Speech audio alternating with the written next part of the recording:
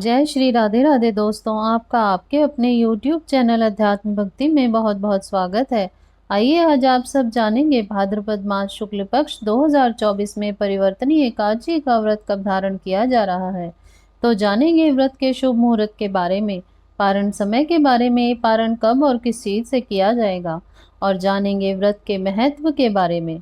इस प्रकार से ज्ञानवर्धक जानकारियां प्राप्त करते रहने के लिए, व्रत पूजा के बारे में जानने के लिए, कथा आदि श्रवण करने के लिए चैनल पर अगर आप पहली बार आए हैं तो चैनल को सब्सक्राइब कर लें ताकि वीडियो की नोटिफिकेशन आपको समय से मिलती रहे। वीडियो को लाइक करें, कमेंट में भगवान विष्णु की जय जरूर लिखें। भाद्रपद मास शुक्ल पक्ष की एकादशी को परिवर्तनीय एकादशी, जल झूलनी एकादशी, ढोल ग्यारस, पद्मा एकादशी, वामन एकादशी आदि नामों से जाना जाता है। इस दिन विशेष प्रकार से भगवान विष्णु, माता लक्ष्मी और भगवान विष्णु के वामन रूप के स्वरूप की पूजा की जाती है।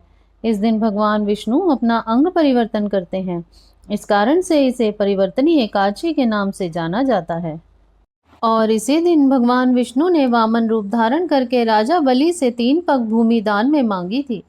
इस कारण से इसे वामन एकादशी के नाम से भी जाना जाता है। इस दिन जो भी भक्तजन सच्ची श्रद्धा के साथ, नियम और निष्ठा के साथ वामन एकादशी, परिवर्तनीय एकादशी का व्रत धारण करते हैं तो इस व्रत के प्रभाव से नीच महापापियों का भी उद्धार हो जाता है। इस व्रत को धारण करने वाले को अश्वमेघ यज्ञ के समान पुण्य फलों की प्राप्ति होती है।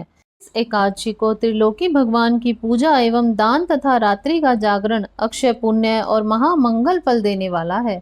इसको करने वाले व्यक्ति तथा कथा श्रवण करने वाले को स्वर्ग और मुक्ति की प्राप्ति होती है। तो आइए जानते हैं परिवर्तनीय एकादशी व्रत के शुभ मुहूर्त के बारे में। एकादशी तिथि प्रारंभ समय 13 सितंबर 2024 दिन शुक्रवार रात्रि 10:32 पर है और एकादशी तिथि की जो समाप्ति है वह 14 सितंबर 2024 दिन शनिवार रात्रि 8:43। तो हमें शुद्ध रूप से एकादशी व्रत के लिए सूर्य उदय व्याप्ति के अनुसार जो समय प्राप्त हो रहा है, तो सभी भक्तजन 13 सितंबर को दशमी के दिन के नियमों का पालन करेंगे। 14 सितंबर 2024 दिन शनिवार को एकादशी का व्रत धारण करेंगे और व्रत का पारण 15 सितंबर रविवार के दिन किया जाएगा। एकादशी व्रत का पारण हरिवासर समाप्त होने के बाद करना चाहिए। हरिवासर का समय द्वादशी तिथि का पहला चौथाई हिस्सा हरिवासर का होता है। तो द्वादशी तिथि की जो समाप्ति है वह 15 सितंबर 2024 दिन रविवार को शाम को 6:14 पे द्वादशी तिथि की समाप्ति है। व्रत का पारण 15 सितंबर को सुबह 6:01 से सुबह 8:34 तक परिवर्तनीय एकादशी व्रत का पारण किया जाएगा। इस व्रत का पारण कुष्मांडेन पारनान, जिसे कि बहुत सी जगहों पर भुआ के नाम से जानते हैं, तो इससे व्रत का पारण है। यदि यह संभव ना हो पाए तो आप जल या फल से व्रत का पारण कर सकते हैं। एकादशी तिथि के दिन ब्रह्म मुहूर्त का जो समय होगा वह समय सुबह 14 सितंबर से 4:33 और सुबह 5:19 तक होगा।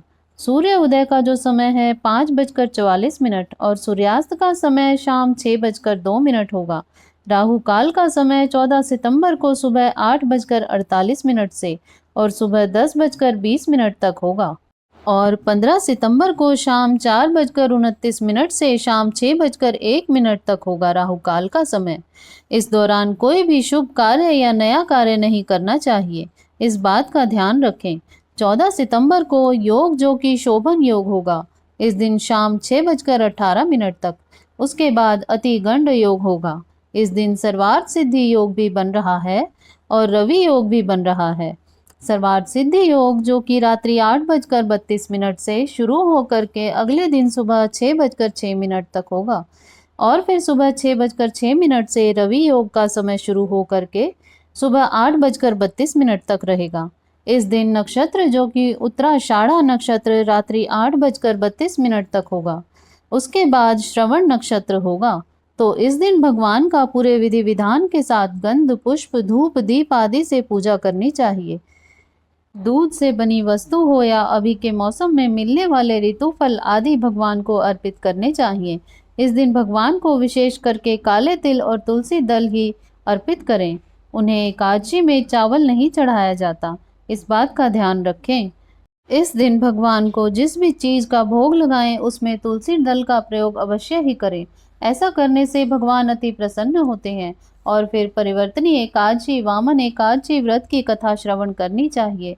भगवान की आरती करनी चाहिए। इस प्रकार से एकादशी के दिन भगवान का पूरे विधि विधान के साथ पूजन करें, कथा श्रवण करें, रात्रि जागरण करें और अगले दिन जा करके सुबह स्नान करके शुद्ध वस्त्र धारण करके भगवान का पूजन और आरती करके इसके बाद ब्राह्मणों को भोजन करवाएं, ब्राह्मणों को दान और दक्षिणा दें और फिर समय के अनुसार व्रत का पालन करना चाहिए।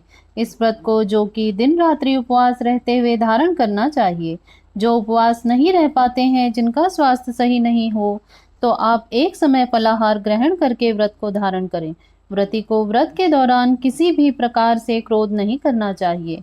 किसी के प्रति अपने मन में ईर्ष्या द्वेष आदि का भाव नहीं लाना चाहिए। ब्रह्मचर्य का पालन करना चाहिए। इस दिन खास करके मुंह मांगा दान किसी को नहीं देना चाहिए। अपनी श्रद्धा और सामर्थ्य के अनुसार ही दान आदि का कार्य करना चाहिए। इस दिन खास करके अगर ककड़ी मिल सके तो भगवान को ककड़ी का भोग लगाना चाहिए और उसे प्रसाद के रूप में ग्रहण भी करना चाहिए। इस दिन जहाँ तक हो सके साधारण वातावरण में रहना चाहिए। इससे भगवान अपने भक्तों पर प्रसन्न होते हैं और अपनी कृपा प्रदान करते हैं। तो आशा करती हूँ आपको यह जानकारी अच्छी लगी होगी। इसी प्रकार से ज्ञानवर्धक जानकारियाँ प्राप्त करते रहने के लिए, व्रत पूजा के बारे में जानने के लिए, कथा को सुनने के लिए चैनल पर अगर आप पहली बार आए हैं तो चैनल को सब्सक्राइब करें ताकि आने वाली वीडियो की नोटिफिकेशन आपको समय से मिलती रहे। वीडियो को लाइक करें, शेयर करें। सुखी रहें, स्वस्थ रहें। जय श्री राधे राधे। धन्यवाद।